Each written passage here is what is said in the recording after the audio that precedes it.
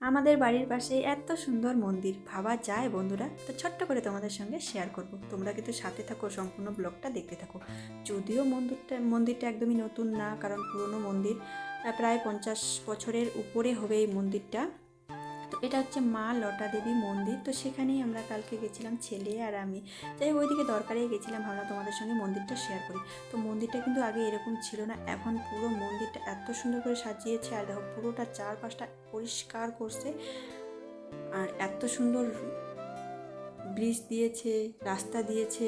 আগে তো বাসে মানে নদীটা যে দেখলে তোমরা ব্রিজটা, তো ওই ব্রিজটা কিন্তু আগে ছিল না, নতুন হয়েছে, এই রিসেন্ট হয়েছে, 1 মাসও হয়নি হয়তো উদ্বোধন হওয়া ব্রিজটা। তো চলো, আমি আর লোক সামলাতে না পেরে মা লটা দেবী মন্দির, তো সেখানেই চলে আসছি।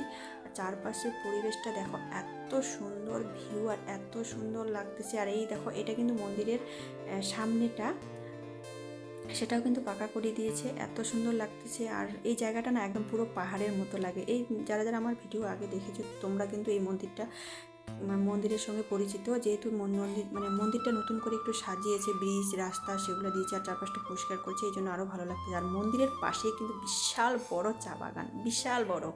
তো এই দেখো, বাড়ির পাশে কিন্তু এত বড় চা বাগান, কিন্তু বাগানে কোনোদিনও আসা হয়নি। এই সেই পুকুর, যে এখানে মায়ের হচ্ছে যে পুকুর থেকে মা উঠে আসছিল, তো যেটা আমার শোনা আর কি।